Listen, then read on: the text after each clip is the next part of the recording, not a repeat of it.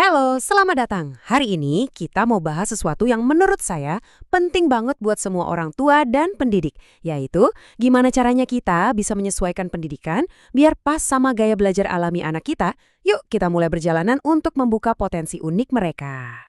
Pernah nggak sih Anda mikir soal ini? Ini pertanyaan yang kayaknya sering banget kita hadapi ya. Kita lihat ada anak yang kelihatannya gampang banget belajar di sekolah, tapi ada juga yang setengah mati berjuang. Terus kita jadi bertanya-tanya, apa yang salah ya? Nah, gimana kalau ternyata masalahnya itu bukan di anaknya, tapi di pendekatan kita? Nah, ini langsung nyambung ke tantangan utama dalam pendidikan tradisional, anggapan kalau satu metode pengajaran itu bisa cocok buat semua orang. Padahal ya itu cuma mitos. Dampaknya ini nyata banget loh. Kalau seorang anak dipaksa masuk ke dalam kotak yang nggak pas buat dia, itu bukan cuma menghambat cara dia belajar, tapi juga bisa ngerusak kepercayaan dirinya. Mereka jadi mikir, kayaknya ada yang salah deh sama aku. Padahal sebetulnya mereka cuma butuh belajar dengan cara yang beda aja. Oke, terus gimana dong cara kita mengubah ini? Solusinya dimulai dengan memahami gimana sih proses belajar itu sebenarnya bekerja. Dan untuk itu, kita akan kenalan sama yang namanya teori belajar eksperiensial dari Kolb. Gampangnya gini deh, kata Kolb, kita itu belajar ya dari melakukan.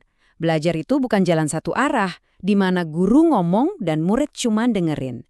Pembelajaran yang sesungguhnya itu sebuah siklus yang terus berputar, kayak tarian antara mengalami sesuatu dan merenungkannya. Siklus belajar Kolb ini punya 4 tahapan yang nyambung satu sama lain. Pertama, ada pengalaman konkret, ini pas kita benar-benar nyoba sesuatu, terjun langsung. Abis itu kita mundur sedikit buat masuk ke observasi reflektif, di mana kita mikir, tadi itu apa ya yang terjadi? Aku lihat apa aja ya? Nah, dari hasil mikir-mikir itu, kita membentuk konseptualisasi abstrak. Ini nih momen ahanya, di mana kita dapat ide atau teori baru.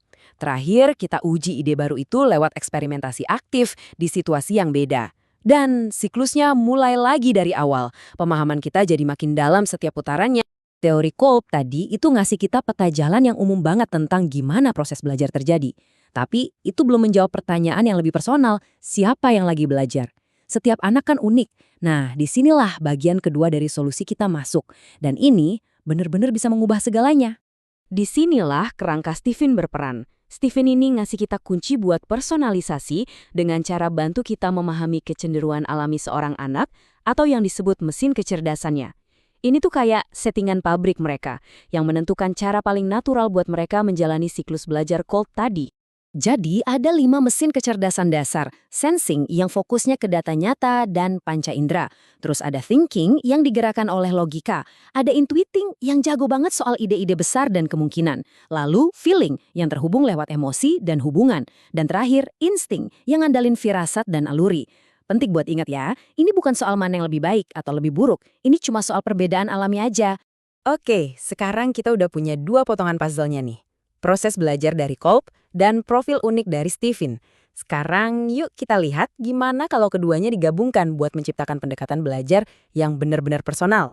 Nah, di sini nih semuanya jadi masuk akal. Coba perhatikan deh, gimana tiap tipe Stephen itu punya pintu masuk alami yang beda-beda ke siklus Kolb.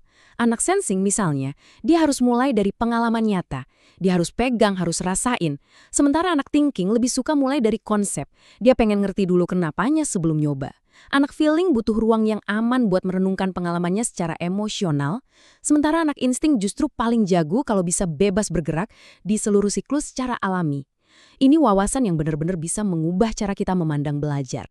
Dan inilah intinya, daripada kita maksa semua anak buat mulai dari titik yang sama dan lewat jalur yang sama, kita bisa bantu mereka menjalani perjalanan belajar yang sesuai dengan ritme alami mereka.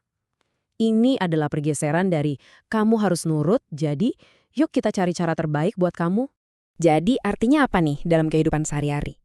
Artinya, kita bisa mengubah seluruh pengalaman belajar dari sesuatu yang bikin stres, jadi sesuatu yang justru membangun potensi anak. Perbedaannya kelihatan jelas banget. Di satu sisi ada cara lama, jalur yang kaku, fokusnya cuma ke hasil, dan seringnya malah bikin anak frustrasi dan merasa nggak mampu. Nah, di sisi lain ada cara baru. Kita ikuti ritme alami si anak, fokusnya pada pertumbuhan dia, dan ini justru membangun kepercayaan dirinya karena mungkin untuk pertama kalinya dia merasa benar-benar dipahami. Wah, manfaatnya ini luar biasa banget. Anak-anak bukan cuma jadi pelajar yang lebih baik, mereka jadi lebih kenal sama diri mereka sendiri. Mereka jadi tahu gimana cara terbaik buat mereka belajar, dan ini adalah skill yang bakal mereka bawa seumur hidup. Mereka jadi pribadi yang adaptif, percaya diri, dan siap menghadapi tantangan apapun di masa depan. Pada akhirnya, tujuannya ya ini, menggeser fokus belajar dari sekedar ngejar hasil menjadi sebuah proses untuk bertumbuh.